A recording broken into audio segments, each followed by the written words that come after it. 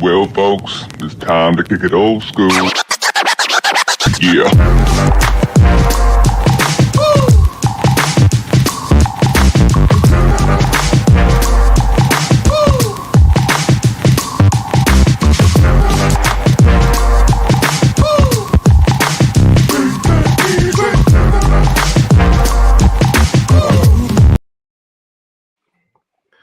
What's up, everybody? The Herb and HerbnRodg Podcast coming at you tonight. Surprise night. Surprise night. I wanted to grab Bama Beat tonight. We were already planning on doing some Alabama grades, but we will also have a first reaction to the CFP. And then tomorrow night, Friday Tunes End, we will go a little bit deeper into it. How are you doing tonight, Obama? What's up, man? I'm good, man. Appreciate the audible on the schedule this week. Oh, it's all good. I tell people my wife is gone tonight, so I get a little bit more time than I normally do. So Tuesday worked really well for me. Tuesday works great for you, huh? Yes, sir. Yes, sir. So you saw it. I will say, what's up, Zach? Happy Candy Day. Appreciate our National Candy Day. Excuse me. And then what's up, Kat? Appreciate it. Definitely hit the like and subscribe. It's not our usual night anymore, and it's a crowded night. So I'm not sure how many, I think everybody might be spread out tonight. What's up, Lady Alfred Roll Tide had another great episode. Their podcast, the Wrestling Divas podcast tonight. Check that out every Tuesday, 5 p.m. Central. So it's always a fun watch. And let me see. I don't think I got a last one. Okay. All right. Did you have any initial reaction to that first CFP, particularly the top 12? I thought it looked pretty good for the most part. I maybe have a little bit of issue with the top three. It feels like A&M maybe deserves to be up in that one spot. Ohio State, certainly passes the eye test. I think Indiana does as well, but just based on strength of schedule, I think A&M, you could argue should be at that number one spot. So, I think it looked good otherwise, but that has me a little concerned about how much eye test is going to factor in going forward versus resume. Right. But it is the first ranking, so I'm not going to freak out about anything they put up there. Right. And I'm gonna get down to this one. What's up, Big Mike? Roll Tide, man. How are you doing? JT, Roll Tide Nation. What's up, man? And he said this: the best win. The funniest thing is overall resume, we have the best wins, and then with Georgia being at 5, we also have the best win. But like that Florida State loss is an albatross around our neck that what do they say? We're never beating the allegations. So I think that's what's going to keep us out. And then I was one of the people saying I thought Indiana would get ahead because it just seems like everybody else is kind of Ohio State has one good win, I guess, against Texas. And Indiana went to Oregon and won. If that's what we're looking at, and Indiana's smoking people and Ohio State's coming out slow, I thought Indiana would get first. Now, when it comes to the Big Ten championship game, I'm picking Ohio State over Indiana. But as far as what's on paper right now and what we've seen, I thought Indiana would get up there. But I think that's all haggling back and forth. I don't think, I don't think it matters. We still have the season will still play out. Yeah, I think Indiana's a really good team. I'm still a little uncertain on Oregon. Obviously they're talented. I think Dan Lanning's a good coach, but they don't really have any great wins. That Penn State win looked good at the time, but we all know what's happened since then. So I think with Oregon, you're kind of relying on recent history that suggests they're a pretty good team. But I did feel like Indiana went over there to a tough environment out there in Autzen and pretty much controlled a lot of the game. So I think Indiana's for real. I tend to favor A&M just because I think I said on the show I was on with you guys last time that I thought Notre Dame was a really good team despite losing those first 2 games of the year. Some good teams I tried to they push lost back to. and looks like I'm gonna be wrong on that one. So it'll be the first time. I've been wrong plenty. So on that one though, just watching Notre Dame, they kind of passed the eye test for me early in the season despite those 2 losses. So I tend to put a lot of stock in that A&M win up there at South Bend. But I think Indiana, A&M, whoever you want to put at number 1, I think both have probably a better argument than Ohio State, even though Ohio State's probably the most talented team. Right. And that's what I think, too. What's up, Rodg? How are we doing tonight, Evening, sir? everybody. How's everybody doing? Yep. Bama Beat, what's Rodg, going a on? couple comments, and then we'll get your initial Okay. thoughts on it. So what's up, Carol? It's a great Evening, week so Carol. far. So we appreciate you stopping by. Randy with a good one. And that's funny because I haven't looked at their SEC stuff. I think we just see some of the wins and then the Notre Dame win, and we're kind of letting them go. So, and JT was I think agreeing with part of what we said there, or probably about the Florida State stuff. We just talked about why Alabama will stay at where they are. Despite having good rest, and the Florida State one is dragging us down for sure. Yeah. I wasn't surprised at all. Even I think the past 2 days we discussed this, and I said I don't think anything's going to remain different from the top four. I said maybe they put Bama ahead of A&M, but then I started thinking about it, and I think with the other three teams being undefeated, they're just going to leave them as is and let the cards just kind of fall where they do over the next month or so. Right. I think overall Bama has the best resume. I think we can make that argument, but that one loss from Florida State really, really does sting.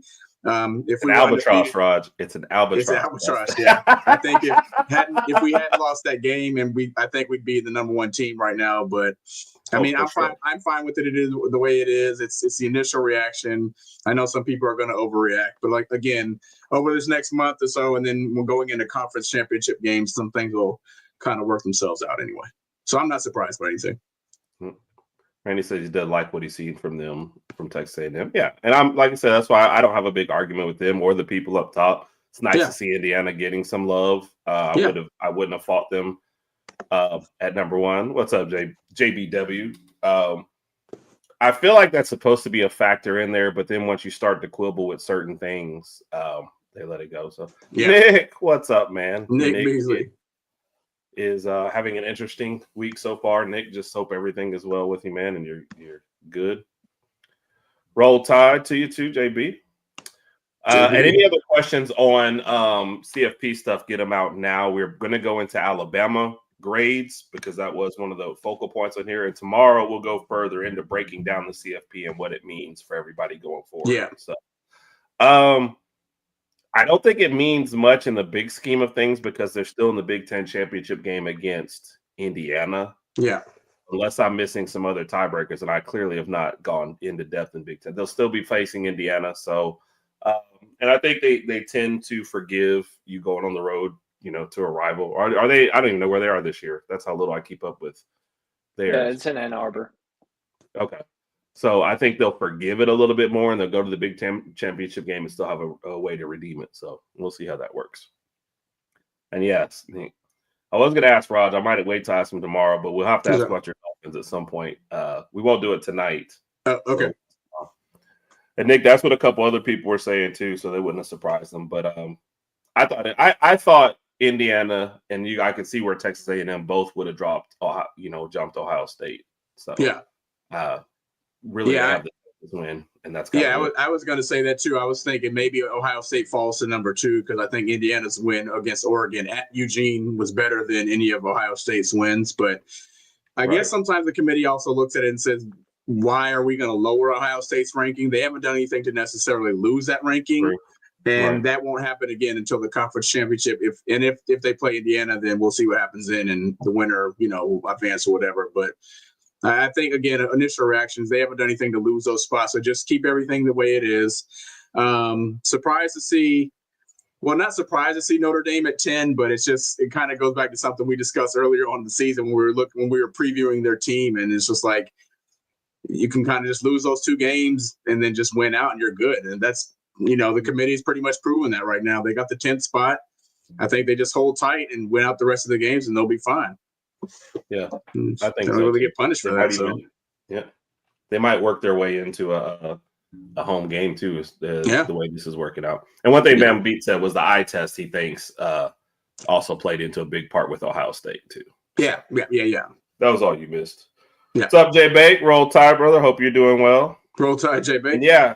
So we will talk a little bit more about that tomorrow for sure, Nick. Give us a little bit more time to kind of analyze the rankings and look at it and maybe even have a mock bracket there. So this is kind of our initial reaction. The first one's always funny because there's just so much more. I think outside of Indiana, everybody else still has some big games left. Like we're talking about Texas right there. Georgia and Texas play in a couple weeks. That's all. That is, I think on the 15th. I think. Yep. And that, to me, elimination game for Texas. Georgia could still survive, but that's not a game you want to drop. Right. I think it's like Ole Miss and Indiana maybe are in the cruise control, and everybody else has something else coming up. So we'll take a little bit longer at that. So, all right, the biggest reason why. I know that's what I was saying. No. I was not in the regular season. I was saying in the Big Ten championship game. Yeah, we're thinking that's why I said if they lose to Michigan, they'll still go to the Big Ten championship game and then be playing Indiana. So that's what I was saying. So the main reason we came here tonight too, though, Bama Beat in the grades, because I'm an offensive guy. We're going to start with the defense tonight to make sure we give full love to them, okay, and we don't rush through them at all. So let's start with the D-line. What is the grades up to this point? Yeah, so first I'll say, before the season I predicted Alabama to finish 10-2 or 11-1. I felt awful about that prediction after they lost at Florida State. Thought there was no chance that was going to happen. Felt slightly better about it after we got through Monroe and Wisconsin, but still not feeling great. And now I'm feeling really good. So it's a roller coaster of emotions. We'll see how the rest of the way plays out. But so defensive line, I got them at a B. I think that's probably one of the better grades I've given the defensive line over the last couple of years. I feel like they've elevated their play, especially over the last 3 or 4 weeks. Tim Keenan, I think, is getting healthier and certainly, making an impact at kind of that nose tackle position. It doesn't offer a lot from a pass rush perspective, but that's not really his role. His job is just to kind of be a body occupier there in the middle. I think Yanze Pierre has emerged kind of on the edge there. JT's boy. I think Rusall getting hurt was a loss, but I do think it's allowed for Pierre to kind of get some more playing time there and play in some different positions or some different situations, I should say. And then you got some guys like James Smith, who's obviously ultra talented. Jordan Renaud, some of those younger guys I think have emerged, pretty decently on that defensive line. So given that I was kind of down on that group heading into the season, I've been pleasantly surprised the last few weeks. Yeah, for sure. Yep. And like I said, JT will be very happy you mentioned Yanze Pierre. He's really kind of stepped up and it feels like been one of the outstanding players on defense. Yeah.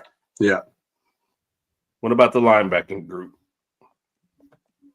Yeah, so I'm at a B- on the linebackers. I think last time we were on, I was really low on them. It looks like I was at a D+. They jumped 2 letters. Cat said with school stuff. They came and studied with Cat and got it up there. So, and I didn't want to skip this one. Freddie Roach is somebody who's been under fire before the season. I feel like because of the team is doing well, he might skate by, but I think eyeball should still definitely be on it for sure. Oh, sorry about that. Go ahead. Yeah. Anybody that's listened to me in the past knows I'm not a big Freddie Roach fan. So, but that position group, I think, is playing a little bit more consistent than they have in the past. So, linebacker, I think Justin Jefferson's improvement over the season is the big key there. I mean, he looks like a completely different player from game one to now. Playing a lot quicker, actually utilizing that speed that he has, which, is what he brings to that position.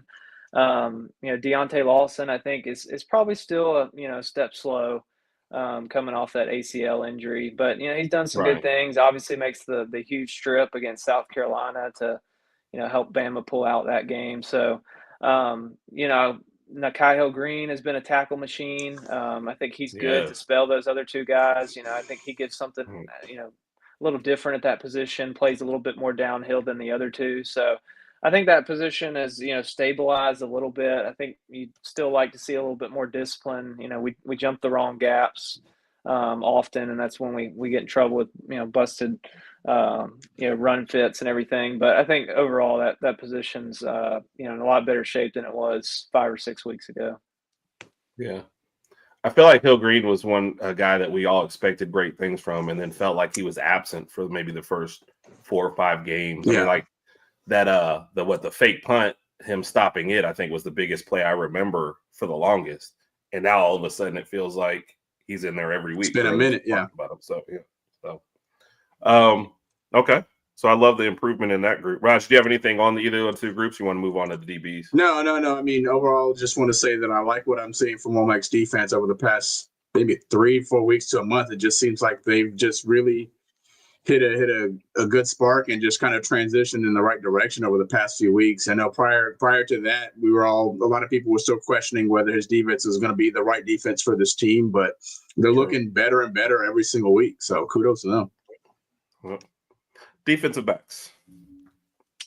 Yeah, so I'm at an A on that group. I think they've been, really solid. A few busts here and there. I think the biggest surprise in that group is probably the Monty Jackson's kind of descent over to the bench. Right. He's still getting some PT. But it's been reduced over the last several weeks, and you're seeing Dijon Lee play a lot more on that side of the field, which I think has been beneficial for Alabama. He's a little bit more willing in run support, and I don't know what's going on with Damani this season. I think cost himself a lot of money. We've said it. Yeah, it's one of the risks when a guy comes back and you commit a lot of your NIL funds to him. I mean, they say you're more hungry when you don't have it so good. So I don't know if that's the case with Damani, but he hasn't really played that well this season. So I think Xavier Brown's been solid. Bray Hubbard's obviously a player at safety. I think Keon Sabb's been solid. I'm interested to see how the loss of Dre Kirkpatrick Jr. over the next few weeks, potentially affects that secondary. I know he's not a starter, but he was starting to play more and more. I think he brings a little more physicality to that secondary that maybe you don't get from some of the other guys. So you hate to lose him, for something that was within his controls. But I think they've got a lot of depth in that secondary, so you should be able to absorb it. But you'd certainly rather have him on the field. Yeah. J-Bake Sadie will be on tomorrow night. We haven't seen that yet. So no, it is. That's a great point about Damani. And I don't think what people realize either, though, if you do relax with this year and whatever you're thinking, you're just costing yourself money at the next level if there was there to be made. So, he's massive dude. Yeah, no, definitely hate to see him gone. But I'm sorry, I'm switching gears on that one. Drake Kirkpatrick. Yeah, but yeah, Damani. I mean, the misses were just too high profile at this point. So yeah. Rodg, any over? Oh no, you said yours on defense, so you're feeling. Yeah, I'm good. I'm good. Yep. Okay, good job. I mean, I love how the grades are coming up. I love the linebackers improvement. I feel like the defensive backs was a group that we thought was always going to be great, and then I think we're just seeing kind of more of that too. So, do you think everybody's just getting way more comfortable with Womack and the defense, or is this going to be like every year we're going to start off a little slow and everybody's just going to get comfortable every single year? Yeah, honestly, I'm still trying to figure out this defense. Just the overall scheme and yes, Mike. I think that's exactly what he said. The consistency that appears to build, as the season goes along, and the fact that Alabama's not typically very good on early in games. That seems like most of the opening drives for the opponent go fairly well. So I'm still trying to figure it out. It's just not what I'm used to, after 17 years of a Saban style defense, but it gets results from a points perspective, and really at the end of the day, that's all that matters. Right. Yeah.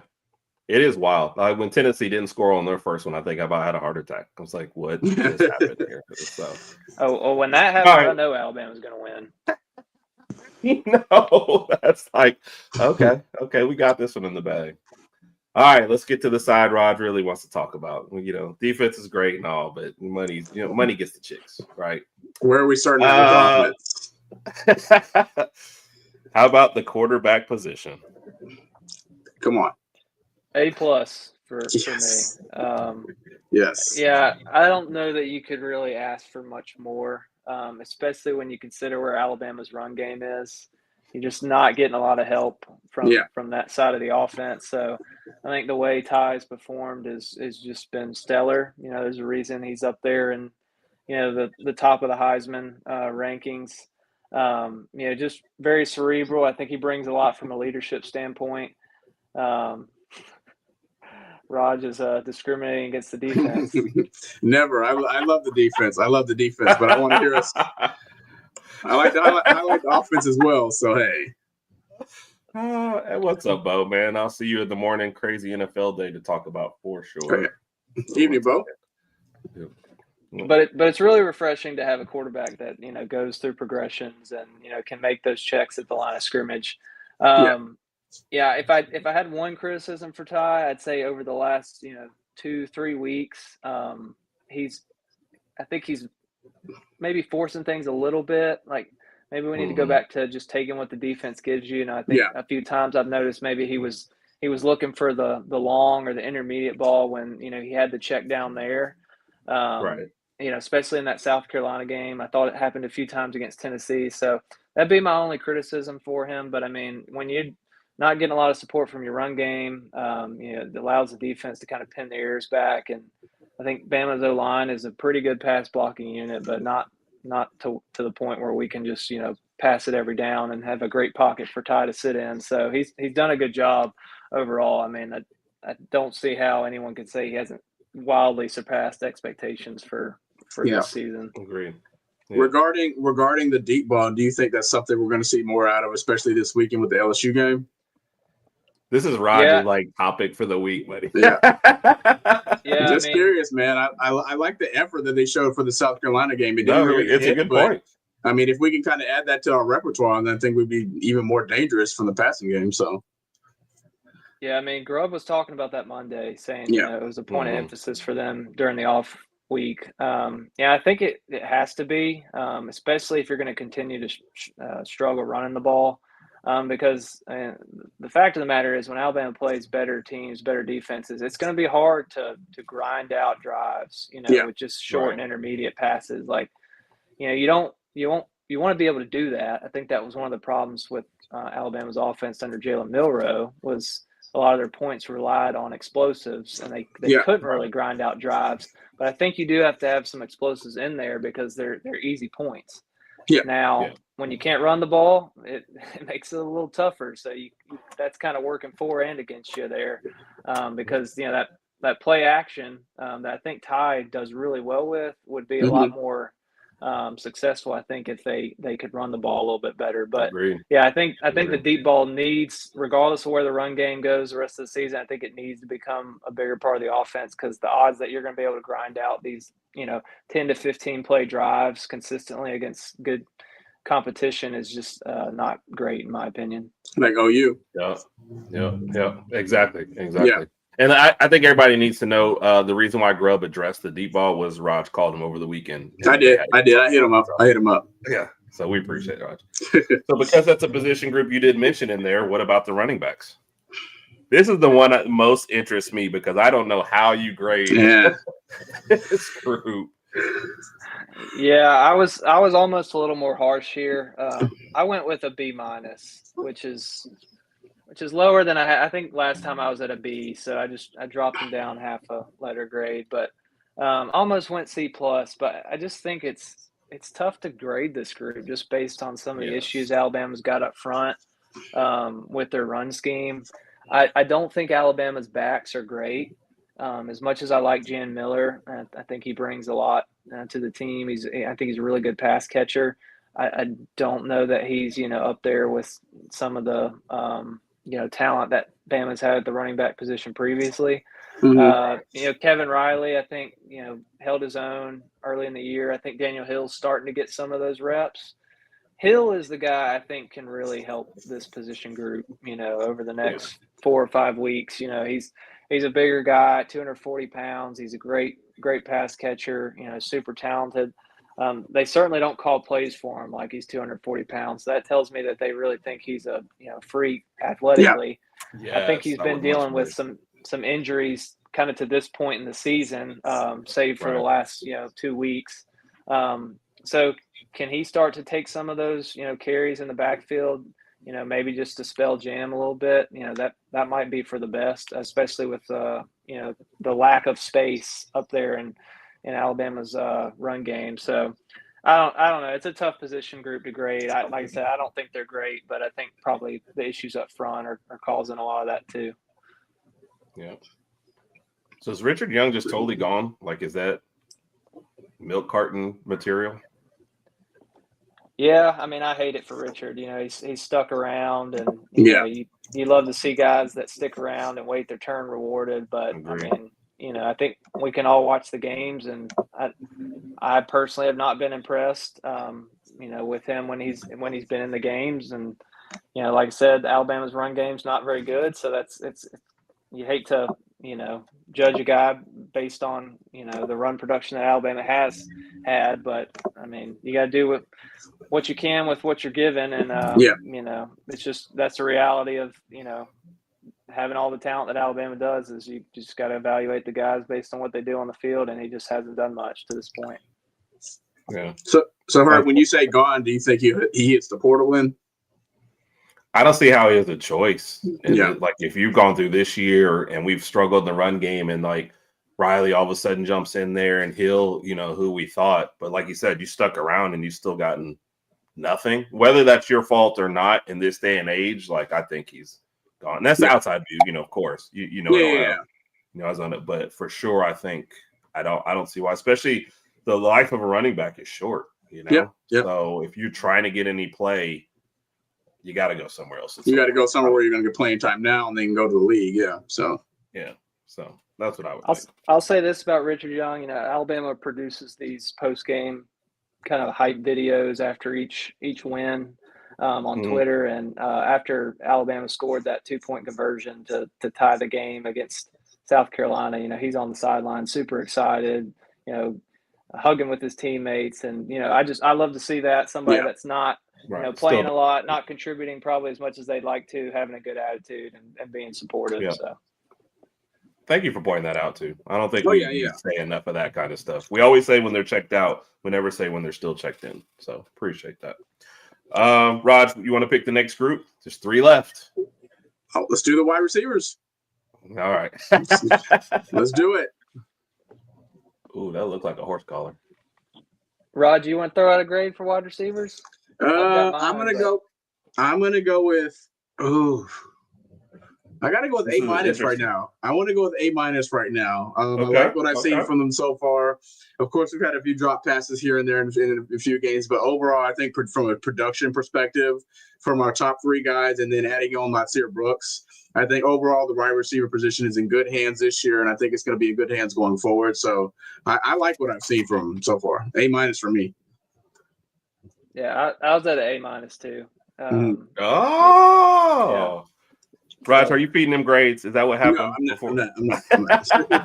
That's why I wanted Raj to go first. Man, I need Raj to give me a grade here. There you go. But I think the group's been good. I'd love to see Ryan Williams get over this, drop steal. I think that's kind of dragging the group down. And he set such a high standard for himself. And I think he's still making plays, but that drops thing is, kind of something that's lingered a little longer than I'd like. But, Horton's been solid. I mean, Jeremy Bernard's a first-round pick in the NFL draft in the spring. I mean, that guy's just an absolute stud. And then Latsir Brooks, I think Alabama really missed him against South Carolina. Oh, yeah. I would agree. It left an opportunity for Rico Scott to get on the field, which I thought he performed fairly well. I think, with Rico, you're just looking for a little bit more consistency there. Right. And I think it leaves when Latsir's not on the field, it leaves you with a little bit of a hole in the slot. I think, Jeremy's played there before, and we saw Ryan Williams, kind of experiment there at the beginning of the season. But Brooks gives you a lot of explosiveness there that I don't think, the other experienced guys on the roster can really provide from that inside position. Right. And I think that's an underrated one, with the loss of Brooks in that game, especially, just how consistent we've been. And we talked about our big 3, I guess, coming in there, and then Brooks kind of jumped into that group, so it was good. So, Raj, I know you've got I want to make your final comments. No, I apologize for my tardiness. I got to jump off. Overall, I like what I'm seeing from the team, especially over the past 5 or 6 weeks. I just feel like on both sides of the ball, we're turning in the right direction. Going into this week with LSU, I don't think we can underestimate them at any point. I don't think we can underestimate anybody else that we're playing this year. When you look at just both sides of the ball, I mean, when you look at the paper, we're the better team against LSU, but again, it's LSU. It's some people want to call it a rivalry game if you want to. Luckily, it's at home. Bama shouldn't have too many issues in this game. And to Bama Beat's point, it's good to have Lasir Brooks back this game. Hopefully, it gives us some more production and more threat on the offensive side of the ball. And also looking for us to establish a run if we can. That'll definitely help. I don't think Ty needs to be throwing the ball 35 to 40 times a game. So, no, I'm looking forward to it. We'll see you tomorrow night, Rodg. All right. Yeah. See y'all tonight. Y'all have a good night. Right. Sir. Yeah. And that's it, Cat. I guess he still was like third in the SEC, I guess, in drops, but it just feels like now the drops have become more high profile and the flashy catches have diminished. And so, because he's had a couple good games, since then without anything spectacular happening. Even after the Georgia drop, he made some tough catches afterwards, but we just kind of remember, it's how we are. We remember the drops more. We remember the big plays, more. So it kind of is what it is. I think with Ryan, it's just all about not letting the ball get into your body. And use your hands, which, my theory on it, Ryan's always been supremely talented, just great with the ball in his hands, especially at the high school level. So when you're at the high school level and you're maybe not learning all the nuances of playing the receiver position and, a lot of your production's based on what you can do once you get the ball.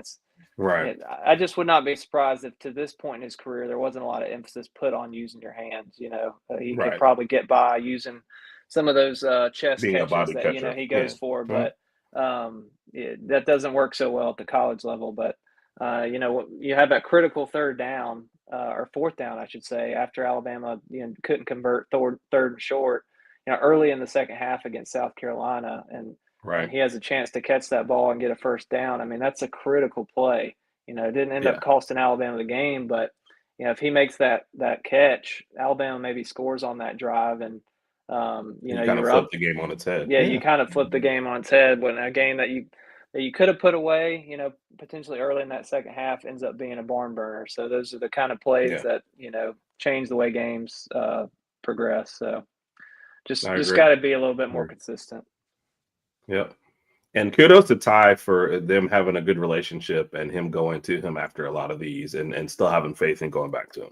Because I think you look at the group and Jeremy Bernard has established himself as number one, but you're going to need Ryan Williams, especially with his ability to take the top off the defense. I just think you're going to need him in that group. And you've got a well-balanced and a well-rounded group, but I think he needs to be a part of that. So no, I mean, I completely agree. I think if you're looking for explosiveness, that's where it's going to come from in this receiving core, in my opinion. I mean, Bernard can certainly provide some of that, but is Bernard a take the top off a defense type of guy? I mean, I think he's capable. I don't think that's his, specialty. Whereas Ryan, I think, when he's playing well, that's what he's really good at.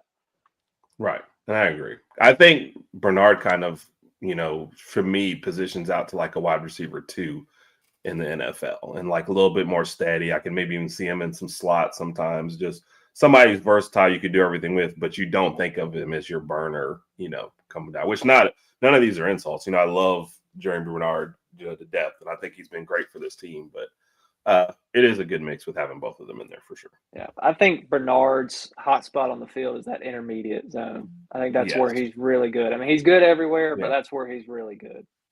I agree, especially with his strength and catch. When he dropped one, I was like, something happened. We can forgive a drop every 80 catches or whatever he's averaging. Yes. Yeah. You're just more shocked and surprised than anything else. So all right, we'll go with the tight ends next so we can end with our favorite group. Tight ends. I'll go with a B for the tight end group, and that's I think Cuevas is really carrying that group. I think he's Rodg's boy. Yep. Yeah, I think he's made some key catches and some clutch moments. So yeah, I almost want to give Cuevas a B and kind of rate the rest of them separately because I just don't feel like we've gotten a lot out of the rest of them, which is fine. You know, I Agreed, think Cat. He really is. yeah, I think Danny Lewis. You know, he's made a play here or there, but it's mainly been the Cuevas show at tight end. But you know, that's more. I think they've gotten a little bit more production from that position than they did last season. I don't know if it reflects in the yardage, but as far as you know, situationally, making like they're saying, making the clutch catch, making the critical play, I think the tight end position's been pretty key. So you're not lighting the world on fire there, but I think you got a solid tight end to play with. Yeah. I think the best thing you said there too, it's Cuevas, and then it's like everybody else, and the fact that he's, you know, fourth down, we go to him for that touchdown, the 2-point conversion, we're going to him. You know, it just feels like you look at his yards, we gave him a game ball for that. It was like 3 catches for 18 yards, but it just feels like when you go to him, it's impactful. Like, hey, man, we need something here. He's like, all right, I got you. Put 3-yard route, but I'll catch it, you know. So I do think he's made a great impact. We have like 8 tight ends, and we're naming one. You know, I know what Edwards has been in a little, Pritchett has gotten a little, and Danny Lewis, I think, got banged up a little in the last. Yeah, magically he was appeared hurt, on the, and then he made a really good catch against Missouri. Actually, really key catch, the diving catch up against the sideline where he dragged his feet. That put Alabama in a position to I don't remember what down it was, but it made the next down a lot more manageable than it would have been otherwise. Right. But then he kind of got banged up again. So I think the problem for this point has been staying healthy. I did want to mention Caleb Edwards. I think I talked about him last time. Yeah, I think he had a drop against South Carolina. He's coming across the middle and kind of took a big hit. So I think he's got a bright future, honestly. Just the way he moves, his size, like he's a guy that I think I could see playing tight end in the NFL one day. But he's just a young player right now, so that he's just going to have to develop a little bit more. But you know, like you're saying, it's kind of Cuevas and everybody else. But I do think they have some talented, you know, young guys that this staff recruited that will be good in the coming years. Right, and I know they're excited about him for the future, for sure, and Pritchett as well in that group.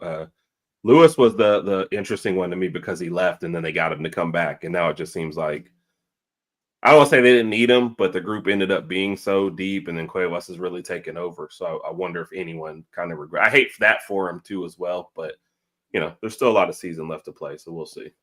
Yeah, from what I've heard, they've been they were pleasantly surprised with what Cuevas has been able to do from a blocking standpoint. I don't think they thought they were going to get much from him there, so that may have been the big push in the tight end room, was to try to get some bigger bodies in there that could potentially help.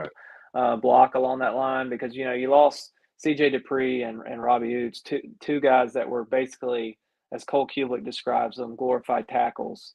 So I think the staff felt like they were losing some, you know, supreme blocking at that position. And I think the feeling was that Cuevas may not be able to provide that, which he's had his, you know, share of bust up front. I mean, I'm not saying he's those guys from a blocking standpoint, but I feel like they've gotten more than what they expected. That's good. That's good. And that's something that never gets included in my grades, is how well they block out there. So, like I said, man, all I care is, are we scoring or are we going down there? But the group that does get that included, and probably one of the most polarizing groups that we have here at Alabama, the offensive line. Yeah, this is it's kind of like running back in that I find it hard to rate.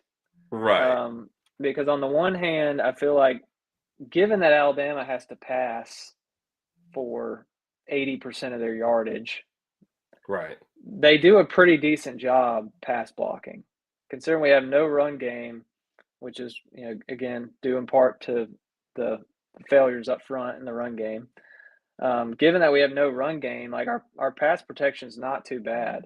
We've had a few issues at the tackle spots. You know, Proctor, Formby, I don't think either one of them really handles speed rushers all that well. But I think in a few situations where we turn the ball over due to a sack, you know, blindside hit, maybe play call wasn't exactly what you were hoping for in that situation, which is, again, I understand that's easy to say in hindsight. But I think for the most part, the pass protection's been pretty decent. On the other hand, the run blocking is just just not there. Like I mean, the only team I can really remember Alabama having any kind of running success against was Vanderbilt, who is a Which good is weird team, to but think. from a talent perspective and size perspective, is really outmatched up front. Over the next couple of weeks, I'd like to. I want to see what adjustments Alabama makes in the running game. At times I think they're maybe a little too complicated up front, just as far as what they're asking the guys to do. You do have to remember you still got several bodies on that offensive line that are Saban, O linemen, guys that Saban recruited, who from a skill step standpoint are probably more in line with what the previous regime was looking for, whereas DeBoer and Grubb have historically recruited, lighter footed, more athletic offensive linemen. And you can see that in the way they're recruiting now for sure with the group coming in. Yep. Right. So I'm interested to see, do they make any adjustments up front over the next few weeks to try to simplify some of the blocking schemes? Because it just seems to me a few times I've watched the replay back, and it's just, we got guys trying to handle stunts from, one or two gaps over. Like, just it seems a little overcomplicated to me. So I'm interested to see if they try to simplify that in the coming weeks. But Alabama's going to have to find a run game, to be successful.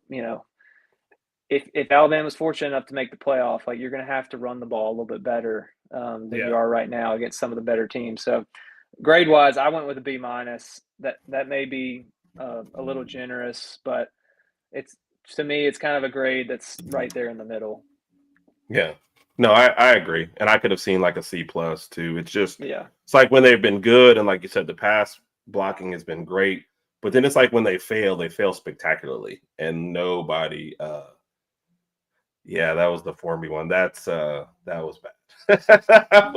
And that's the thing. They, when they fail, it just seems like the whole spotlight is shined on that one person, that two people that went down. And then let's be honest, the running backs sometimes, factor into this as well. And I think South Carolina was maybe one of their worst games as a unit, O-line and running backs helping out too as well. So, and maybe some of that's mental fatigue. Maybe, there's a lot of factors that could go into it, but I feel like that's a fair grade. But had you given them a C, I'd also would have felt like that was a fair grade too as well. Yeah, I was very close to C+, but I figured since Alabama's 7-1, I didn't want to put. I felt like looking down my sheet of paper, I was like, 7-1. I shouldn't have a C on here.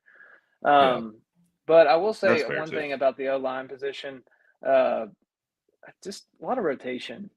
I mean, we're 8 games into the season and we're still rotating guys, and this is 2 years in a row where we're constantly rotating guys at guard, at tackle. I just would like to see that kind of go away, moving forward. I can see it maybe right now because, again, like I said, you're kind of in between body types with this staff on the O-line. So, they're playing some of their new guys, playing some of the older guys. You're not really getting exactly what you want out of either one. But I think in the coming years, I'd love to see that, go away at least this deep into the season. I just think it's hard to build chemistry and consistent communication on the offensive line when you're constantly rotating bodies. Yeah, I think that's the biggest thing: the communication and the kind of, I know when this happens, I already know what the guy next to me is doing versus when this happens. Now, who is next to me? Okay, now what does he like to do? I've never understood that, and like you said, it's weird that we have this kind of stuff and we're saying this about the offensive line and we're 7-1. We sound like we're talking about our offensive line like we're a 4-3 team, 3-4 team. So, but everything you're saying is valid. So I don't think anybody can really argue with it. All right, we'll lump in this one into one group, the special teams group. That's a good question. Yeah, I'd probably be similar to O-line, probably in that B-, C+ territory. I'd probably lean B- because I do think kicker's been okay. He's hit the ones he probably should have. Maybe you'd like to see him be a little bit better from 40 and out, but for the most part, he's not stretching the field.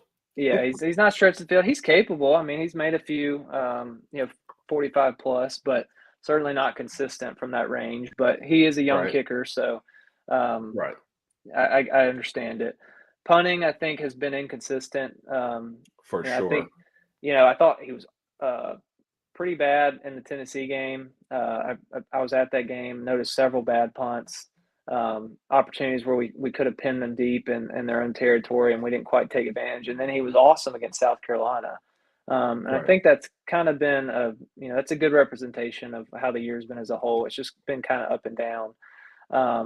I do feel like Alabama doesn't get a whole lot out of its return game, which is, a little disappointing. I mean, I know priority number one is catch the ball and protect it, but I mean, it seems like a lot of times we don't even get a return off.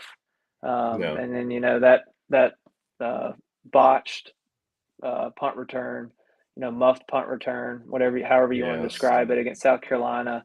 Really I guess it could have been an illegal play, maybe a penalty should have been called on that play against South Carolina that would have made this a moot point. But, that's just a critical mistake you can't have there. And, it's fitting, I guess, that it's in Backway because he's gotten a lot of, off the field hate for some of the stuff that went down in the off season with, threatening to transfer and everything. But I mean, to be honest, as much as I love the guy because his hands are really sure, Cole Adams, I don't think really did his job there. He didn't, try to clear out the area, just kind of, loitered over to that spot. He should be waving his hands, maybe he was saying it, but just not enough of an effort to really get him out of the way there in Backway. So, I mean, that's a critical error that could cost you in a game that you're playing a better opponent who doesn't let you up off the mat for that. So, I think actually I'm going to push it to a C+ on the special teams just because I think the return game is just has not been there. I thought you would kind of get there anyway, because like I said, punter hasn't been great, kicker. It was funny at the end of the South Carolina game when they let us score. I was almost thinking they haven't seen our kicking game to just take their chances with that one instead, I was thinking the same thing. I texted a few of my buddies when we were sitting there at, whatever it was, 3rd and 7, 3rd and 8. I was like, I really don't want this to come down to Talty. No. And it's not because I think he's a bad kicker, but he's young, and it's a pressure kick on the road. I mean, it's a college kicker situation. And I think even if they had not let us score, I wouldn't have felt great about kicking, the 25-yarder or whatever it would have ended up being. At all. That's why I was kind of surprised they did that. I thought they might just take their chances with it. So, for sure. And I agree with you on the run game. I always thought of Cole Adams as kind of more a safe guy anyway. I feel like I can memorize like both of his returns for the whole year. I think one of them, the punter laid him out, and that's why it's fresh in my mind. But other than that, I just feel like his whole job is let me just catch this and go to the sideline. So I don't know if that's a scheme blocking or it's just the guy returning it, but I never expected. I feel like once the other team is punting, you can almost go get a drink or use the bathroom, except for the fact that we might muff it.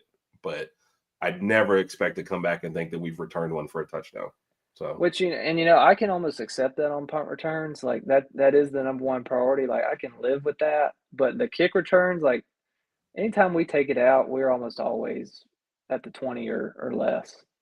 So True. like it's just not there return wise. Like I said, I know priority number one is protecting the ball, but when we're doing a special teams grade, I think that's got to be considered. No, I think that's fair. Man, appreciate it. Like you said, especially on short notice for getting this done. Sorry for Rodg not being able to be here. I know there's some stuff going on at the house, so thank you to him, man. Thank you for this. This is always good. Plus, you're giving me some good material to cut up, so people be seeing these grades. So, anything else anybody should be looking for? What you got going on, or what game you're signing autographs at? I forgot to mention that part. No autographs. I sorry to say I have not been as I've gone more towards a in-game tweeting mode this year on Twitter rather than doing kind of halftime thoughts and final thoughts, and I think I'm going to go back to that next year. Little too emotional sometimes during the games. Probably need to let those emotions wear off before I spout off on Twitter. But just really interested to see how the rest of the season plays out. I mean, I think yes, sir. It's pretty incredible where Alabama sits. Coming out of this bye week. after what happened against Florida State. You know, I thought this team had a chance to be what we've seen over the course of the season before the year started. And then the Florida State game kind of completely changed what my expectations were. So it's and we're been a still paying long, for that. yeah, it's been a long haul, I think, to get to this point where I feel like the team is what I thought they would be. But I mean, at the end of the day, if you don't handle business, you know, over the next 4 games, all this is going to be forgotten. You know, the goodwill that, you know, Kalen DeBoer has built, and deservedly so, will disappear if Alabama doesn't at least make the playoff. So, you know, you got a LSU team coming in this week with a, you know, interim coach, and who knows how that's going to, you know, how they're going to play with that situation. I'd probably rather be playing them with Kelly as the coach, because then you at least kind of know the situation. And that's sad, but true. Yeah, it is. But at the same time, this is a team that has struggled on the offensive side of the ball. Alabama's at home. It's a game they should take care of. Oklahoma's a tough opponent, but you certainly hope Alabama can win that game at home. Really, I think at this point for Alabama, it's all about hold and serve at home. You know, I think they're certainly capable of finishing the year with 1 loss, but if you finish the year with 2 losses, you know, 3 of your last 4 games are at home, you're going to be in the playoff regardless of what happens in Atlanta. Because I think, you know, Alabama is very likely going to Atlanta at this point, regardless of what happens the rest of the way. So I think all you got to do is hold serve at home, and you're going to be in the playoff. And I think that for most Alabama fans, that was the kind of the minimum expectation this year, was just make the playoff, and then we'll go from there. Yep, I agree.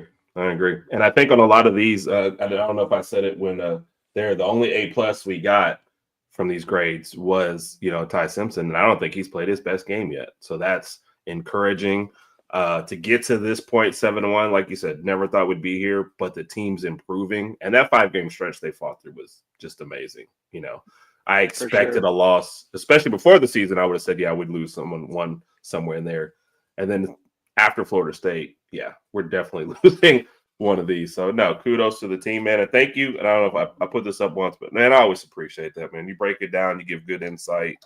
You're always appreciated and welcome. And if you want to come vent on a Saturday night, I hope that doesn't happen until next year. But swing by and talk to us, man. We'd love to have you on there. Yeah, appreciate it, man. I enjoy coming on with you guys. Yes, sir. Everybody have a great night. We will be back tomorrow. More CFP breakdown, more LSU breakdown, and I think Mike's actually even working on the playoff. I think he sent it to me, but we'll check it out tomorrow. Everybody have a great night. Roll Tide.